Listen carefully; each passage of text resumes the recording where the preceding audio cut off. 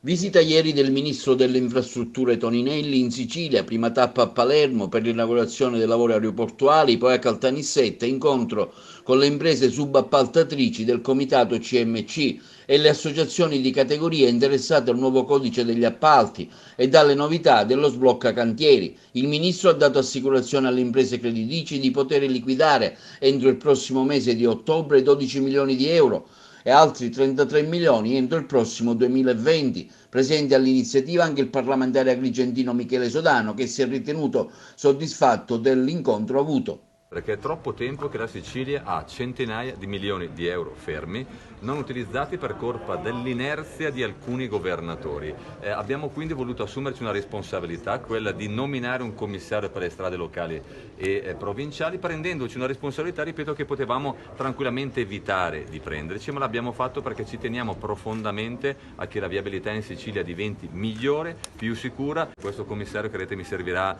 a sbloccare tantissime piccole opere sulle tantissime migliaia di strade provinciali, però abbiamo bisogno che il governo siciliano ci dia una mano e non ci metta i bastoni tra le ruote. Ce ne sono tantissime. La preoccupazione oggi per me principale è sulle strade provinciali. La stragrande maggioranza della viabilità di strade stradale è in capo alla regione, sono le strade provinciali, sono le strade locali che, lo diciamo chiaramente, non sono state più manutenute per nulla negli ultimi anni. Io ricordo semplicemente i 140 milioni di un decreto ministeriale del 2018, come le altre tantissime decine di milioni di euro dei fondi FSC. Tutte queste somme non sono state trasformate in cantieri e quindi oggi quelle strade provinciali sono dissestate. Una grandissima altra preoccupazione che si sta invece trasformando in un buon esito è la Ragusa-Catania. Ho visto che i sindaci sono andati dal presidente della regione siciliana Musumeci a consegnare le fasce tricolori. Io capisco perfettamente, comprendo perfettamente le loro preoccupazioni, però dico loro una cosa: